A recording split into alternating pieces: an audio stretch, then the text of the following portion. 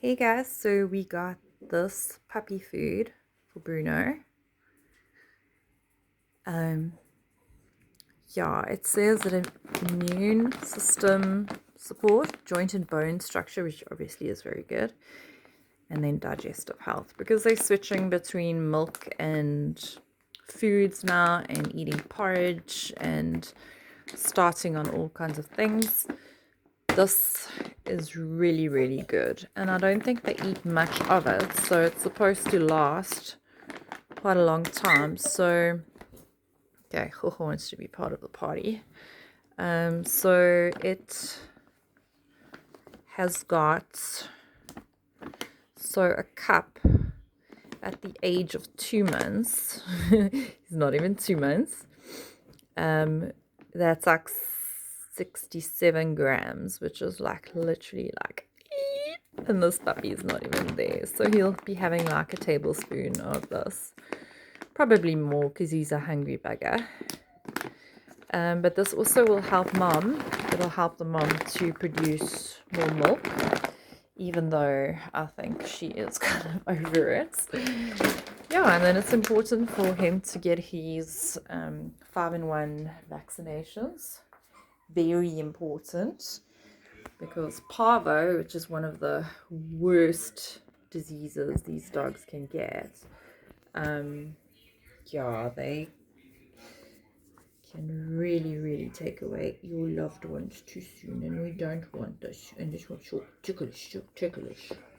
Yeah, so he has to get his vaccinations. It's normally at 8 weeks and then 12 weeks, and then another booster shot. Actually, a third one. 2 is fine, but another booster shot at about, so it's 8, 12, and then another 4 weeks from then. And then every year. People don't, because parents are pretty much immune then to it. But then you would do rabies and your 5-in-1, and then lots of deworming. Lots and lots and lots of deworming. That's a very important thing to do. I used to breed with these guys, but I stopped. It was too hard for me to get rid of the puppies. But yeah, I've had some really happy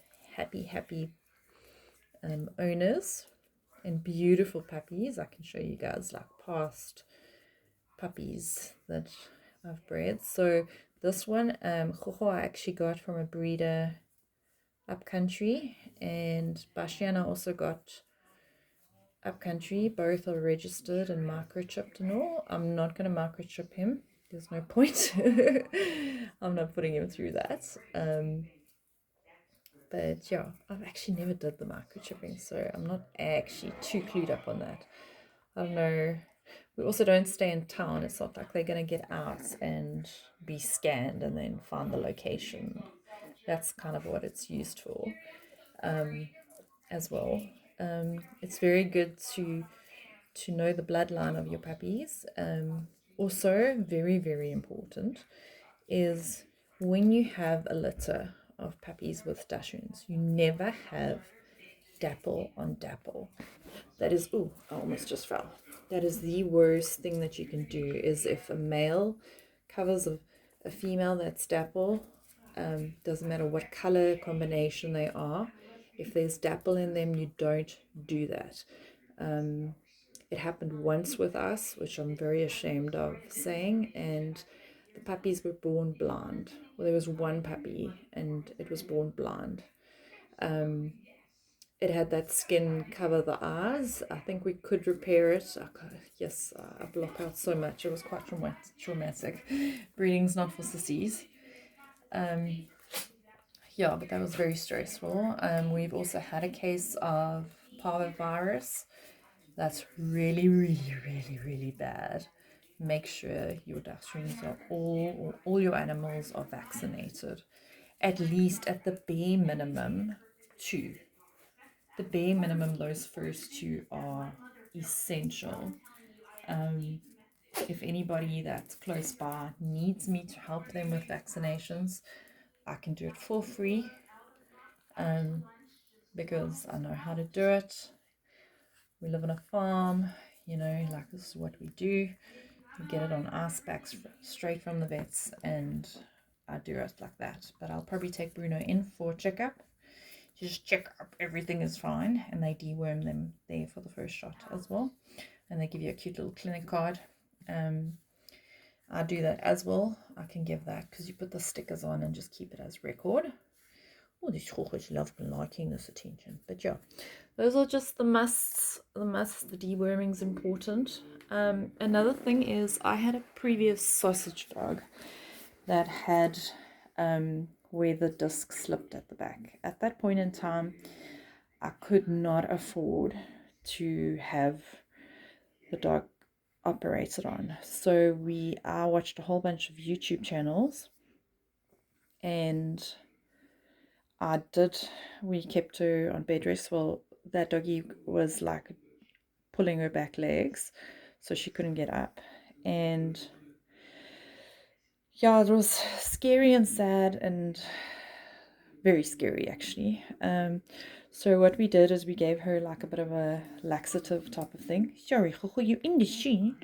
And it was here, it was there. We gave her aloe in her water, and we didn't have to express the bladder, but sometimes if they can't wee, you have to literally express the bladder. And I did a whole bunch of rehabilitation exercises with that dog for a long time, a good couple of weeks, and she came right. She came right. A lot of people say to me, "Don't do it. Don't put her through this." But she was such a happy dog, and we pushed through, and she came right. You don't always have to get that operation. Then I had a lady that's nearby. She had a secondhand kitty clothing shop, and she was crying, and I asked her why she's crying, and she referred to her puppy. I'm gonna switch camera already. I'm gonna take my face off. There was a lady, so she was crying. So then I asked her why she's crying, what's up, you know, and then she told me about her Dachshund. And the Dachshund was actually in the shop, and I said to her, don't give up. If you can't afford the operation, don't give up. Don't just go put the dog down straight away because you can't, because it's like fly to here and get the dog better or whatever, you know. I'm just have something better to look at. So yeah, you just do these hectic exercises. I know their legs go really tight, so there was this one exercise that you hold the leg. I was not want to do it, but you hold it like in that position for a couple of minutes a day, and the other leg, because those muscles go weak, and you do like little bicycle pedals with back legs. And she came right. She had a delayed walk in the beginning, but then she recovered completely, and you won't believe what stole her life. She ate a poisonous frog. We stay on a farm, and she ate a poisonous frog. It was so sad. And then we buried her in our yard and put a cross up. Oh my word, I was in tears for like weeks over that dog. And yeah, then I had to get myself another chocolate apple. And at that stage we had stopped breeding. All the doggies were safe and in their happy homes and all that.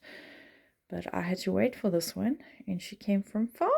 And I remember sitting in midnight waiting for her to come with pet carriers and stuff. And yeah, so we've had issues with her. She's also eaten something not on, I don't know what, but then they say you give vitamin K if they have any poison in their system, vitamin K, and then it like stops any bleeding.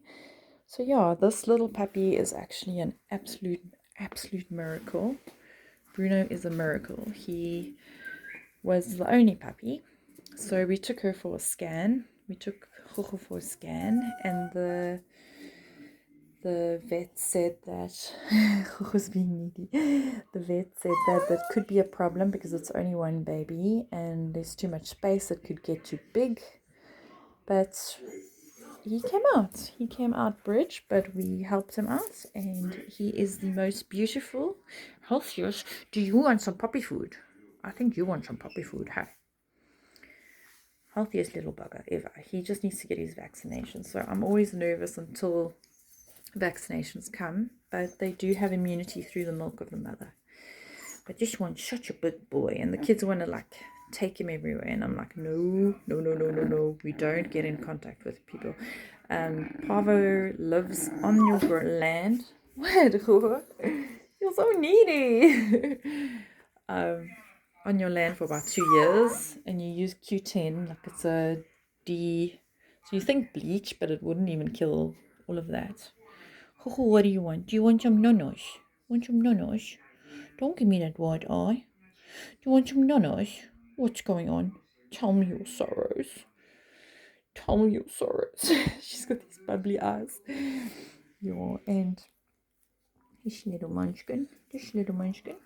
Yeah, and that's the Dachshund thing. It's a doggy thing.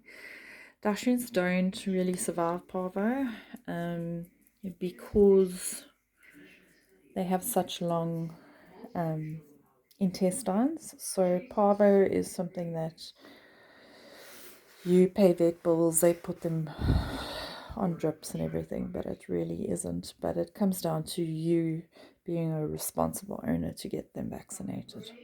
Really, really, vaccinations are so important for all dogs, and it's a disease that is invisible. I remember when I had that case of parvo, I had another doggy that I left at my aunt's house, and it came in contact with one of her dogs. That dog was 100% fine, and her puppy died from parvo, and I have never felt so bad in my life. So you don't take the risk. Your dog might seem fine, their dogs might seem fine, but it's on them. Parvo's on them, and yeah, if your dogs aren't vaccinated, they can get it, and that could be the end of them. The bigger dogs, like your German Shepherds and those dogs, those they can survive that, but these ones with the long datums is not good. It's not good at all. But I'm gonna go. That's a bit of information. Bye.